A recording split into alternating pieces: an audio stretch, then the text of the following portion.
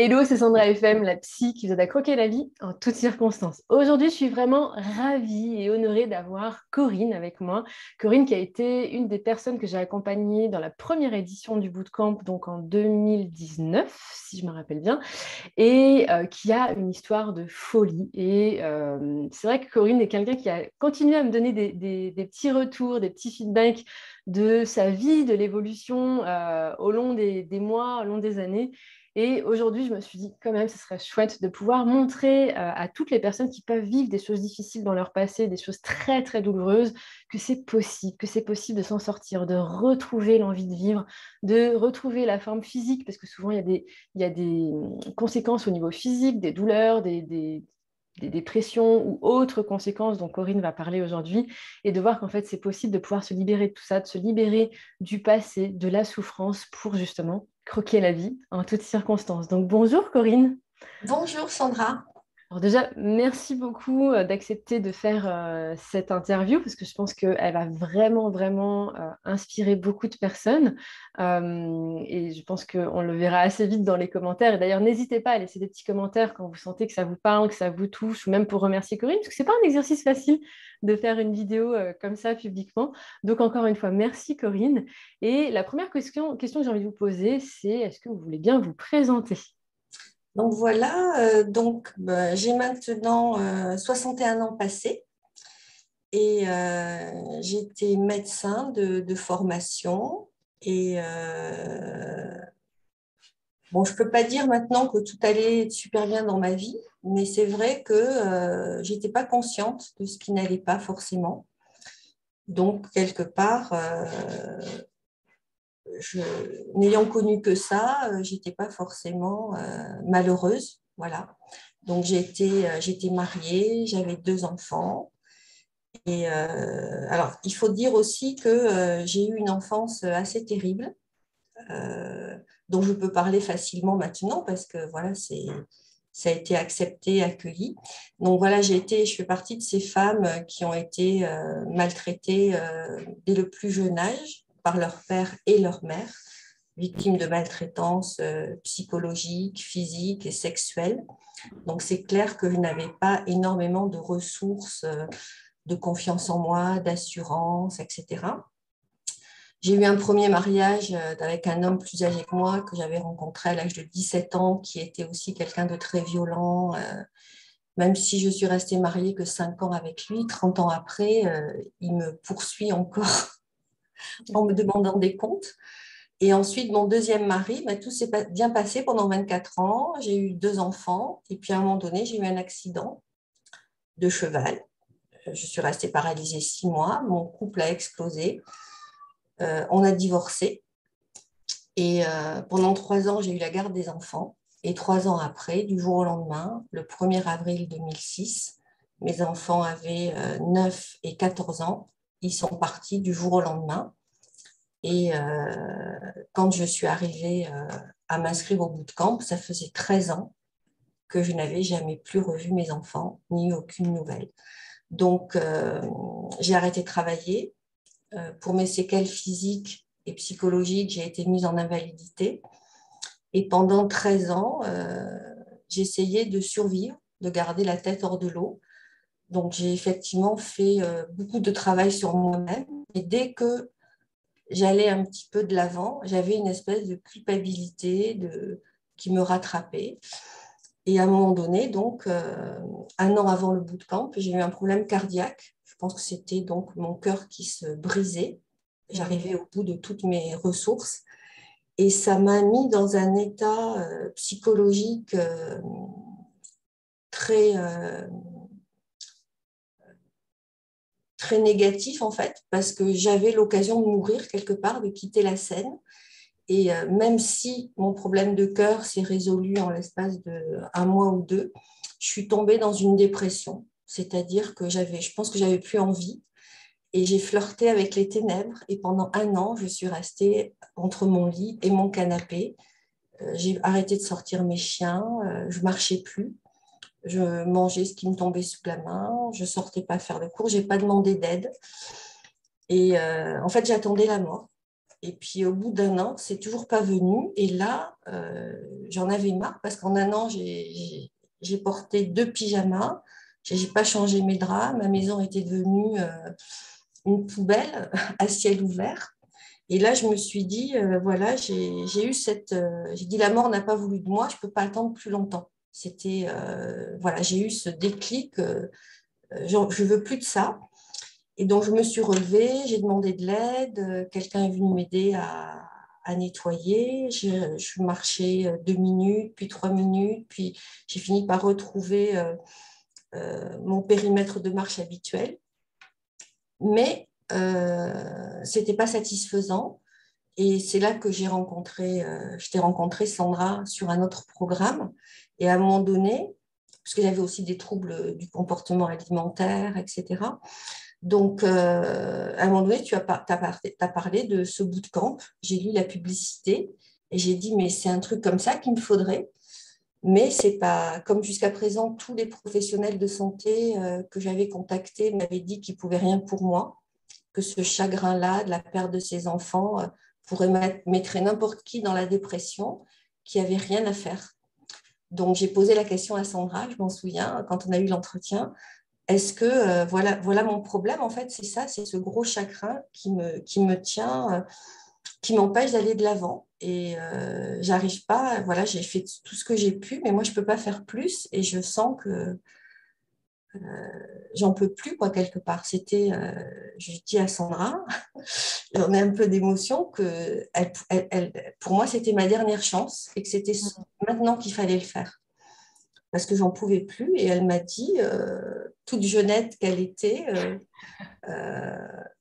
que non, qu'elle relevait le défi. Voilà.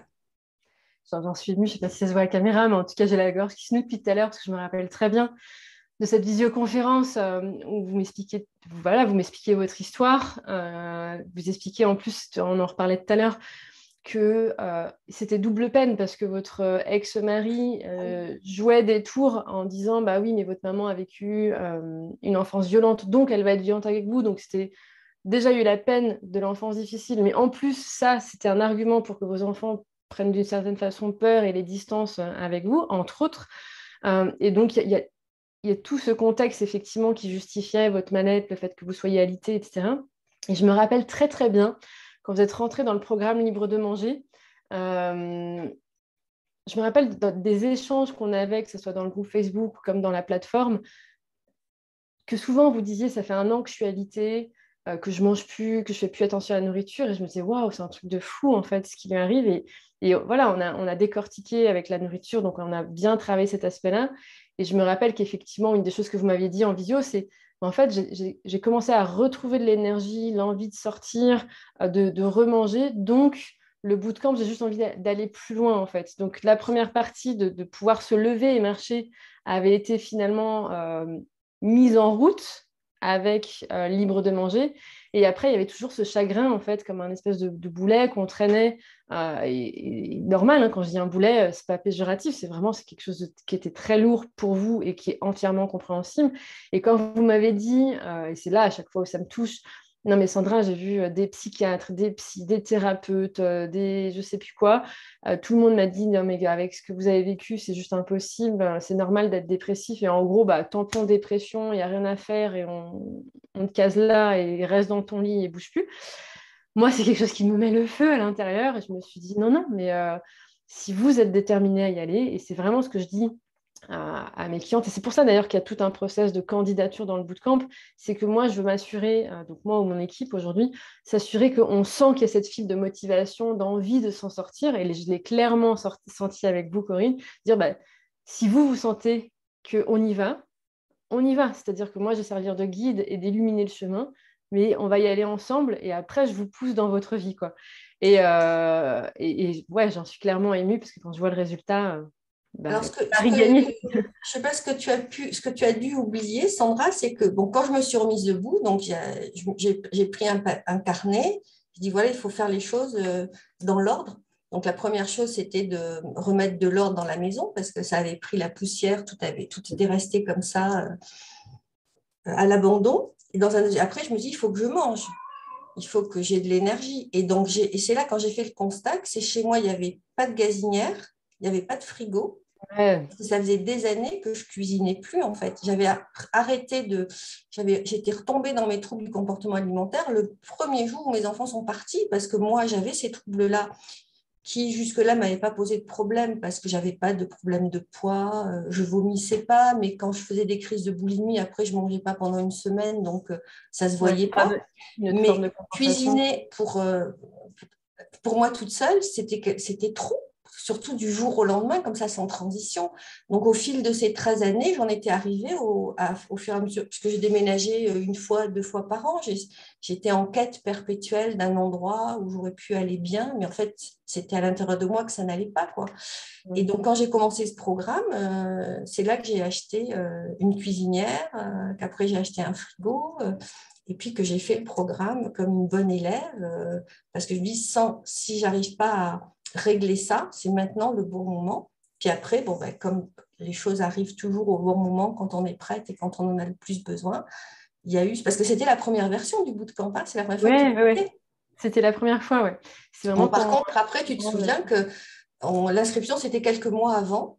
Puis Oui. après, plus le temps arrivait qu'il fallait partir, la veille du départ, j'avais toujours pas mon billet, j'avais toujours pas ma valise, parce que je me dis, comment je vais aller à Saint-Malo? Moi, j'étais dans le sud de la France. Je dis, mais tu n'y arriveras jamais. Et ça a été une épopée pour Je me réussir. rappelle d'ailleurs que donc, le bootcamp, on le commence en général le samedi. Oui, Les gens arrivent le samedi et je crois que c'est le mercredi où vous m'écrivez en disant Sandra, je pense que je ne vais pas y aller, j'ai pas la force, je suis au lit, j'ai peur. Et en fait, la peur vous a ah complètement oui, tétanisé et remis dans un état d'alitement pendant quelques semaines. ah oui, oui. Et que je vous ai dit, bah, après, c'est à vous de choisir, quoi. Je ne sais plus comment je l'ai formulé.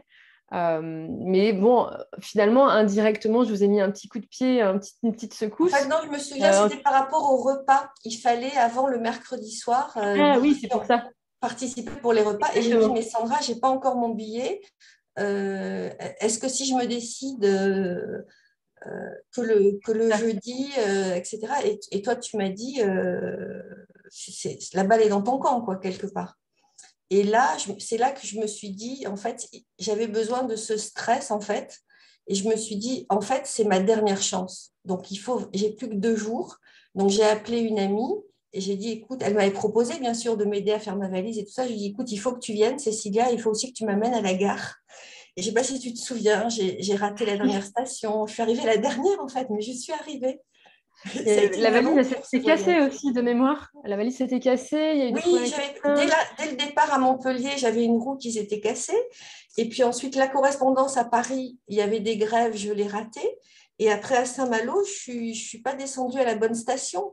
Mais Oui, j'ai fini il y a par le trouver reste un bus. bus et je suis Hmm. arrivée la dernière. Donc, ça a été déjà une aventure, mais c'était... Je pense que le voyage intérieur est un peu oui, initiatique, on peut dire comme ça, même si ça carrément. paraît un peu ésotérique, a commencé au moment où vous êtes sorti de chez vous. Oui, Euh, et la vie a vraiment voulu vous tester de t'es sûr que tu veux y aller? Il y a eu exactement. quand même pas mal de petits obstacles et en fait, c'est cette détermination aussi qui prouve qu'il y avait une vraie envie de se donner une dernière chance et que bah, c'était parti pour le bootcamp. Donc c'est vrai que je me rappelle encore au bootcamp avec les autres participants, on se disait non mais c'est pas possible. Corinne, bah, vous aviez déjà un petit chat avec les autres participants et vous dites non mais c'est juste pas possible. Corinne, elle vient de nous dire qu'elle a cassé sa roue et qu'après il y a ça. Je me dis mais est-ce qu'elle va vraiment réussir à arriver? C'est juste dingue. Et c'est vrai que quand vous êtes arrivé, on en a un petit peu rigoler, vous êtes arrivé vraiment avec un état d'esprit de bon, bah maintenant je rigole, c'est fait, je suis là, tout va bien. Mais Mais, surtout que comme je me suis retrouvée à descendre une station trop loin, j'étais dans une ville que je ne connaissais pas, il n'y avait rien. J'ai essayé d'appeler un taxi, il n'y avait rien. Et tout d'un coup, il y a un bus qui arrive, mais un bus où il n'y avait personne. Le type s'était dévié et moi, je l'ai arrêté comme ça. J'ai fait du stop à un bus de ville et il m'a accompagné au bon endroit comme si c'était un taxi, quoi. C'était magnifique. ouais, c'était vraiment dingue. Donc du coup, on a vécu le bootcamp ensemble. Est-ce que vous avez des souvenirs de choses que vous dites, waouh, en fait, ça a vraiment fait écho en moi, ça a vraiment soit transformé ma vie, soit j'ai eu le déclic là. Enfin, est-ce qu'il y a quelque chose de concret dans le bootcamp ou est-ce que c'est après que ça s'est fait? Enfin, Non, qu'est-ce qui alors s'est en passé à fait, partir du moment où on a commencé l'aventure? Alors justement, c'est loin quand même. Donc, hier soir, j'ai repris mon carnet de notes du bootcamp. Donc, j'ai vu qu'effectivement, on avait fait une préparation avant de vraiment s'engager sur le. Donc, c'est vrai que cette préparation-là, après l'entretien téléphonique, avec le fait que par écrit, je me sois engagée en me disant j'y vais, j'avais marqué, j'ai plus rien à perdre. C'est ma dernière chance. Donc, de relire ça, j'avais un peu oublié parce que. Alors, on oublie hein, une fois que ça va bien. Et en fait, ce que j'ai réalisé en relisant mes notes, c'est qu'en fait, le déclic s'est fait très vite, en fait. Le deuxième jour, marqué le 5 août à 11 heures, c'est ma renaissance. Et j'ai bien mis le re entre parenthèses parce que j'avais l'impression que c'était une naissance.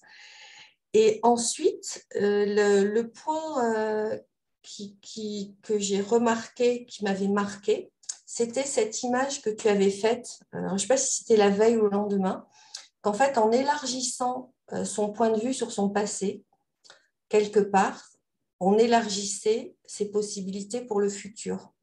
Et c'est vrai qu'à l'époque, tu avais juste semé les petites graines. Moi, j'avais commencé à les arroser justement en retenant cette image. Et tu vois, quelques années après, j'ai finalisé un travail justement sur mes leçons du passé, mes souffrances du passé. Bon, parce qu'après, il y a eu le scoop que mon fils est dernièrement, depuis quelques mois, mon fils aîné est revenu dans ma vie. Et quelque part, effectivement, ça, c'est quelque chose qui m'a beaucoup marqué, qui a été un déclencheur et qui me suit encore aujourd'hui. C'est vraiment le recadrage de point de vue. C'est-à-dire l'acceptation, accueillir, parce que moi, j'ai eu des souffrances assez énormes. Et, euh, et quelque part, maintenant, après, mon fils m'a aidé à une relecture de ce qui s'était vraiment passé, de ce qui s'était joué. Alors, juste pour Et je me expliquer aux dis, gens qui écoutent, dans cette histoire de passé-futur, en fait, ce qui se passe très souvent, c'est que quand on regarde son passé et qu'on met tout notre focus sur nos difficultés, nos douleurs, notre souffrance, les personnes toxiques, tout ce qui a été difficile, en fait, on ne s'autorise pas à voir autre chose pour le futur. Or, je ne suis pas en train de dire qu'il faut nier ce qu'on a vécu dans le passé, parce qu'au contraire, c'est pouvoir les transformer à l'intérieur de soi, c'est aller au-delà du pardon. Très souvent, mes clientes, quand elles commencent le bootcamp, elles me disent, j'aimerais apprendre à pardonner, je veux qu'on aille au-delà. Parce que quand on passe dans le pardon, pour moi, c'est vraiment une notion importante si vous regardez cette vidéo. Le pardon présuppose que l'autre a fait quelque chose de mal. Alors, peut-être que c'est mal, peut-être que c'est bien, peut-être que c'est neutre. C'est pas à moi de juger. On n'est pas en train de nier votre souffrance, mais tant qu'on a ce regard de je te pardonne parce que tu as fait quelque chose de mal, on a du mal à se détacher émotionnellement pour se libérer totalement parce qu'il y a encore ce lien entre l'événement et soi aujourd'hui. Donc moi, ce que je fais, que ce soit dans le bootcamp ou dans les accompagnements en présentiel avec mes clientes, c'est qu'on aille au-delà du pardon pour faire en sorte qu'il y ait une vraie coupure de lien. Un peu finalement comme quand, vous savez, quand on se blesse, la plupart des gens mettent un pansement pendant des années, c'est ce qui s'est passé avec Corinne, et donc bah, l'infection, elle continue. Donc, ce qui fait que derrière, elle était alitée, elle a eu des problèmes cardiaques, et tout ce qu'elle a pu vivre physiquement, a pu pouvoir marcher, être alitée, etc. À un moment donné, moi, mon rôle, c'est d'enlever le pansement et mettre un petit qui pique, parce que c'est pas très confortable d'oser faire ce pas. Il y a des peurs, hein. La preuve, 3 jours avant, Corinne était vraiment dans cet état de peur intense de dire oh là là, mais non, je vais pas y aller. Son corps se paralysait de dire non, non, regarde, tu vas pas, et puis je vais te casser une roue, et puis je vais te faire perdre le bus, le train. Donc voilà, la vie va vraiment vous forcer à prouver que vous voulez y aller. Et puis à un moment donné, en fait, moi, mon but, c'est comme si on allait recoudre une blessure pour qu'elle cicatrise. Et une cicatrice n'est pas censée faire mal si elle est bien cicatrisée. Donc, on aura effectivement la marque du passé, on sait qu'elle a existé, on sait qu'elle est là, mais elle fait plus mal. Et c'est ça mon but finalement quand j'accompagne les gens. C'est pas tant le mot guérir qui, pour moi, encore une fois, c'est un peu comme le pardon. On maintient cette idée qu'il y a une maladie ou quelque chose de mal. C'est vraiment de pouvoir cicatriser pour se détacher de la souffrance de l'événement et pouvoir vivre pleinement sa vie. Donc, se dire oui, j'ai souffert pendant ces années. Oui, ça a été putain difficile, je pense que c'est le terme. Mais aujourd'hui, je m'autorise à cicatriser, à me rappeler que c'est là, tout en pouvant retrouver le pouvoir à l'intérieur de moi de vivre ma vie et pas vivre en accord avec cette blessure. Parce que ce qui se passait avec Corinne, comme elle me disait en off, ou au début de l'interview, j'ai un doute, c'est que finalement, comme elle a perdu ses enfants à un moment donné, elle s'étiquetait comme mauvaise mère, donc elle n'avait pas le droit de vivre heureuse, de vivre une vie. Et donc, elle avait besoin de retrouver justement ce pouvoir à l'intérieur d'elle pour pouvoir vivre sa vie, de pouvoir se redonner l'élan de vivre, retirer la culpabilité pour pouvoir repartir sur un élan de vie qui est le vôtre, qui est sur votre chemin pour continuer à avancer vers où vous voulez aller. Donc, juste pour donner un petit peu le contexte du passé-présent, ça me paraît important pour que les gens qui nous écoutent puissent comprendre. Il y a une citation que j'ai découverte plus tard, que je trouve une métaphore vraiment qui correspond à mon ressenti. C'est sans la boue, pas de lotus, de Thich Nhat Hanh. Et c'est vrai que le lotus, c'est merveilleux. C'est une plante qui dans les religions orientales, est attribuée aux divinités. Donc, c'est vraiment quelque chose de merveilleux. Mais s'il n'y a pas de boue pour que la graine pousse, il n'y aura jamais de lotus. Donc, moi, j'ai vraiment eu ce déclic-là, ce deuxième jour du bootcamp. Donc, le bootcamp se passe, les mois se passent, et un jour, je reçois un mail de Corinne qui me dit: Sandra, vous n'allez pas y croire, il m'arrive un truc de fou. Donc, moi, ce que j'aimerais voir, c'est, on a eu la photographie de comment était votre vie avant. J'aimerais qu'on fasse une photographie de votre vie après. Qu'est-ce qui se passe dans votre vie après? Alors déjà, dès la sortie du bootcamp, je n'ai pas voulu rentrer tout de suite chez moi. Donc, je suis allée acheter une nouvelle valise pour avoir toutes les roues qu'il fallait. Et je suis restée un petit peu à Saint-Malo. J'ai fait un peu la touriste, etc. Et quand je suis rentrée chez moi, ben, l'amie qui m'avait aidée à partir et qui avait fini par qui était restée chez moi garder mes animaux. Elle avait préparé mon retour. Donc, je suis arrivée dans un logement magnifique, décoré. Parce qu'elle voulait que je puisse tout de suite commencer ma nouvelle vie, quoi, sans être dans un beau cadre. Ben, du coup, j'ai réalisé que j'avais plus envie de rester là, que ça faisait 7 ans que j'y étais, voilà, il fallait que je bouge. Et en fait, ce qui est marrant, c'est que mon idée, c'était de venir dans la région où ma meilleure amie allait passer sa retraite. Et donc, j'y suis allée. Et là, effectivement, je suis tombée sur mon fils parce qu'il est installé dans cette région. Et ça a été d'une violence inouïe parce qu'il a confirmé son rejet. Et, et en fait, bon, j'ai mis quelques semaines à encaisser. Mais je me suis dit, bon, ça lui appartient. Ça ne me concerne pas du tout. Ça m'a permis, donc comme j'avais quand même eu ce nettoyage et cette clarification du bootcamp, je me suis dit, bon, je m'accorde le droit que ce soit difficile.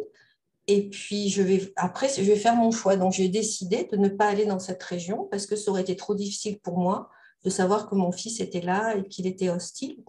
Et donc, j'ai cherché une autre région qui aurait pu me plaire et puis je ne trouvais pas, etc. Et puis, à un moment donné, je me suis dit, je vais plutôt aller comme j'ai besoin de me resociabiliser, il faut que j'aille dans un endroit où il y aura plus de monde parce que ça faisait 13 ans que je vivais seule. Et j'allais partir comme femme d'écurie dans l'Ariège contre un loyer modique. Puis ma meilleure amie me dit, mais Corinne, à ton âge, aller nettoyer des box, même ma fille n'a pas réussi à le faire, c'est trop dur. Et puis entre-temps, son père, qui avait 92 ans, a déclaré un Alzheimer. Comme je suis médecin, que je le connais bien, pendant quelques mois, je l'ai aidé à ce qu'il soit accompagné. Puis à un moment donné, elle me dit, je vais embaucher quelqu'un pour le garder la nuit. Et j'ai dit, mais pourquoi pas moi? Donc j'y suis allée dans la Drôme parce que je n'étais pas sûre que ça le ferait par rapport à moi, mes animaux, cet homme, etc. Donc je suis allée faire un test pendant une semaine. J'ai dit, OK, je me lance. Ça va être un tremplin. Et donc, je suis partie 1 an là-bas. Et bon, il se trouve que c'est là que je me suis lancée dans une formation professionnelle pour préparer ma retraite. Donc, j'ai fait Donc mes là, en choix. termes d'énergie, la Corinne qui était habitée, c'était fini, quoi. Ah oui. le Donc, sentiment de déprime, de ne pas manger, de rester accablé au lit. Enfin, ça, j'ai ressenti le besoin de me resociabiliser. Je me suis dit, bien m'occuper d'une personne âgée adorable que je connais depuis 20 ans, partager mon repas avec elle le soir et le surveiller la nuit, ça va être un bon tremplin pour me remettre dans la vie. Et j'ai adoré cette période.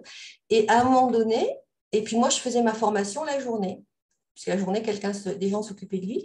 Bon, très vite, son état s'est aggravé. Donc, je l'ai accompagné aussi en aidant à lui trouver une place, etc. Et puis, et c'est là que, coup de théâtre, j'ai mon fils qui me contacte. C'était le 17 mai 2021. Et j'ai un message où il me demande si je peux lui laisser une deuxième chance, qu'il comprendrait tout à fait que je ne lui en laisse pas. Qui m'avait contacté pour mon anniversaire. Je suis du mois de janvier et c'est très bien tombé que j'ai jamais reçu ce message. C'est l'univers qui l'a égaré parce qu'il l'avait envoyé à mon numéro de téléphone qui n'avait jamais changé.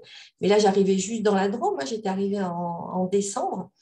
Donc, j'étais peut-être pas prête non plus. J'avais peut-être besoin d'avancer dans mes projets, de vivre ça aussi, cette histoire avec cet homme qui m'a permis de penser un peu mes blessures par rapport au père à la figure paternelle que je n'avais pas eue. Donc, m'occuper de lui, ça a été assez, assez positif pour moi et thérapeutique. Et donc, là, au mois de mai, je reçois un message sur mon réseau social. Je lui dis, bah, écoute, oui, je veux bien qu'on discute, mais ne me fais pas attendre trop longtemps. Il se trouve qu'il est boulanger, donc il était en train de faire sa sieste. Mais 2 heures après, quand il a eu mon message, il m'a appelé. On a passé toute la nuit au téléphone. Il n'a pas fait son pain. Il n'a pas ouvert son magasin le lendemain. On a discuté encore toute la matinée. Et c'était magnifique, en fait. C'était le bon moment. Et il se trouve qu'il se fiançait. Donc, j'ai été invitée à ses fiançailles. Et quelque part, ça a été aussi retourner dans cette région, être accueillie à bras ouverts, dormir chez lui. Non, non, j'ai pas voulu dormir chez lui. Je me suis pris un gîte dans la montagne parce que je lui ai dit, ça va être trop, il faut prendre notre temps. Et lui aussi, il a été d'accord, mais on se voyait tous les jours. Donc, il venait me voir au gîte, je lui préparais une petite salade, bref. Et après, il se trouve que Alex est décédé au mois d'août. Donc là, ça a été encore beaucoup d'émotions. Et là, je me suis dit, qu'est-ce que je fais? Il faut que je déménage. Et bien, est-ce que je vais habiter là-bas, près de chez mon fils? Donc, je suis allée le voir, on a discuté le pour, le contre. Je lui ai dit, tu te rends compte, en 2019, après le bootcamp, c'est là que je voulais venir. Et là, c'est toi qui me demandes de venir habiter puisque je suis libre. Et j'ai dit, bon, j'ai réfléchi pendant une semaine ou deux et je me suis dit, bon, cette expérience, je ne veux pas la rater parce que ça, c'est quelque chose que je pourrais regretter. Donc, même si ça se passe mal, même si on se fâche, même si on a, malgré les contrats oraux qu'on a signés et qui se réalisent en fait, parce qu'on se dit tout quand on ne se sent pas bien, quand on est gêné, quand on ne comprend pas. Donc, quelque part, j'étais prête à ça et c'était le bon moment. Voilà. Mais j'en fais pas non plus s'il s'en va demain, s'il change de région. Voilà, j'ai mon chemin, j'ai mon projet. C'est une cerise sur le gâteau quelque part. C'est une espèce de petite revanche. Et puis c'est vrai que ça m'a permis quand même, ça m'a apporté par rapport au bootcamp d'asseoir profondément une sérénité en fait, parce que j'ai eu des réponses à ce qui s'était passé, à ce qu'ils avaient vécu, même si ça fait quelques années qu'il ne voit plus sa sœur qui a 5 ans de moins. J'ai eu la suite un peu de l'histoire, donc ça, c'est quelque chose que ça m'a apporté, mais qui n'était pas ce que je disais en off, c'était optionnel quelque part. Ça a été un plus. Et du coup, vous me disiez, est-ce que sans faire le bootcamp, c'est au-delà du bootcamp, mais sans faire ce travail justement émotionnel de se libérer de la souffrance, des douleurs et de pouvoir se réapproprier finalement de sa propre vie pour pouvoir la vivre entièrement, sans ce travail, est-ce que vous pensez que vous auriez vécu cette rencontre ou ce message, ne serait-ce que le message, de la même façon? Alors, en regardant en arrière l'état dans lequel j'étais avant d'aller au bootcamp, j'avais plus aucun accès à aucune ressource interne. Je ne pouvais même plus demander de l'aide à l'extérieur. Donc, j'étais arrivée au bout de mes capacités et je pense que ce problème de santé que j'ai eu, qui m'a plongée dans... je pense que j'avais décroché. Et je pense que si je n'étais pas allée à ce bootcamp, je pense carrément que je ne serais plus là parce que j'étais désespérée. Ça faisait 13 ans que j'essayais plein de choses, mais que j'y arrivais plus. Et là, le fait d'avoir basculé, et là, effectivement, j'y arrivais plus psychologiquement, mais même physiquement. Physiquement, j'avais pris énormément de poids, j'avais plus aucune autonomie et j'avais surtout plus aucune envie. Je me souviens au bootcamp quand on a fait l'exercice de la planche qu'on a cassée. Je l'ai encore d'ailleurs. Et j'ai même pyrogravé les phrases que j'avais marquées. Et quand je la relis, je me dis, mais waouh, mais je reviens de super loin. Je reviens de super loin. Tous ces petits trucs, quelque part, ont lancé des étincelles. Et puis, je m'y suis accrochée parce que j'étais dans un néant intersidéral. J'étais vraiment dans les ténèbres. J'étais partie quelque part. Donc, j'y suis allée effectivement avec cette énergie du désespoir parce que c'était vraiment ma dernière chance parce que j'en pouvais plus en fait de gérer cette souffrance de cette façon-là. Plutôt que de passer des mois et des mois et des mois à ressasser une problématique ou des sensations désagréables, vous avez les outils qui vous permettent de, assez vite, en quelques jours, éventuellement quelques semaines, de repasser un cap et de vous remettre en avant, quoi. Donc, c'est le but finalement du bootcamp, c'est de vous donner suffisamment d'outils pour que vous puissiez être assez vite autonome et pas de laisser à nouveau des années et des années. Et puis, je sais très bien, maintenant, j'ai 61 ans. J'ai fixé mes objectifs pour mes 62 ans. J'ai fixé mes objectifs pour dans 5 ans. Je les relis de temps en temps quand j'ai l'impression de m'éloigner ou de m'éparpiller en me disant, mais est-ce que ces objectifs sont toujours d'actualité? Des fois, je me rends compte que non. Donc, je change. Donc, je me fais mes petits trucs comme ça. Et ma vie, du matin au soir, elle est passionnante en fait, que je fasse ou que je fasse pas, que je fasse une chose ou une autre, parce que j'ai dans l'idée d'où je viens et j'ai dans l'idée le pourquoi je fais des choses et j'ai pas dans l'idée de demain quand je serai arrivée ça ira bien, c'est maintenant tout de suite. C'est ce que je fais doit me faire plaisir. Si par exemple j'ai un stress avec ma formation, je m'arrête tout de suite en disant ouh, il n'y a pas mort d'homme là. Pourquoi tu fais cette formation? Pour quand tu en as besoin? Et voilà. Donc, à chaque fois, je me dis, c'est le chemin qui est important. Et chaque minute, chaque seconde compte. Voilà. C'est super. Si vous aviez un message pour les personnes qui vivent des choses difficiles de leur passé, soit sous la même forme que vous ou autre forme d'ailleurs, des personnes qui se disent non mais moi c'est impossible, tous les psys m'ont dit que mon cas est différent, etc. Si vous avez une personne devant vous dans cet état, qu'est-ce que vous aimeriez lui dire? Alors, ce que j'aimerais lui dire, c'est que bon, pour l'avoir vécu, pour avoir été dans la situation de croire que c'était impossible de passer cette blessure, cette souffrance, eh ben, je crois que vraiment, tout est vraiment possible. Alors, on ne peut pas tout faire soi-même. Donc, c'est vrai qu'après, il y a un facteur chance d'être à l'écoute des personnes qu'on rencontre, des choses qu'on lit.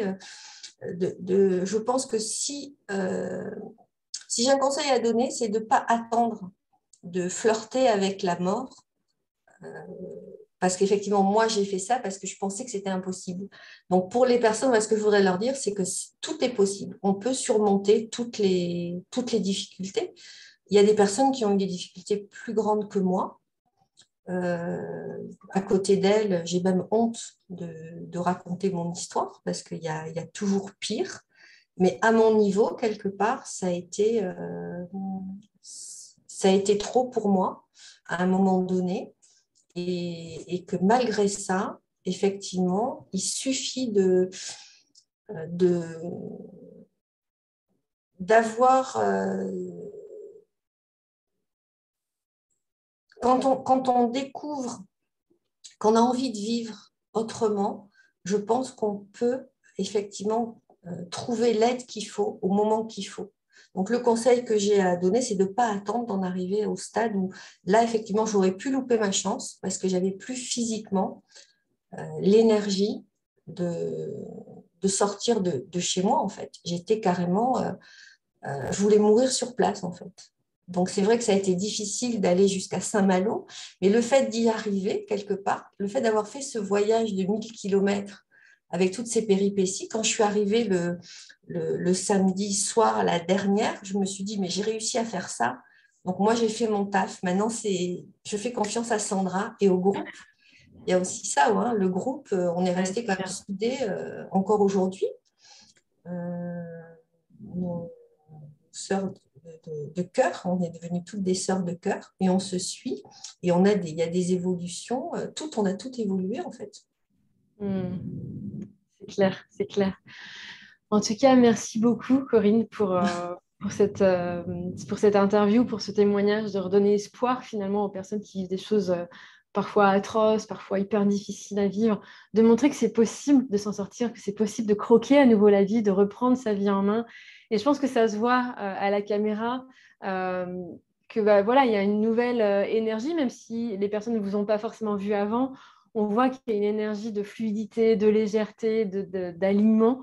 Et ça, c'est vraiment, vraiment chouette à voir. Et je vous remercie vraiment d'avoir osé faire le pas et de m'inspirer autant, parce que finalement, moi aussi, ça m'inspire de voir votre chemin, de voir le chemin de toutes les participantes du bootcamp ou des personnes que j'accompagne, de voir à quel point elles osent se choisir, oser vivre leur vie pour vraiment arriver le dernier jour de leur vie et de se rappeler en fait qu'elles peuvent être fières d'elles.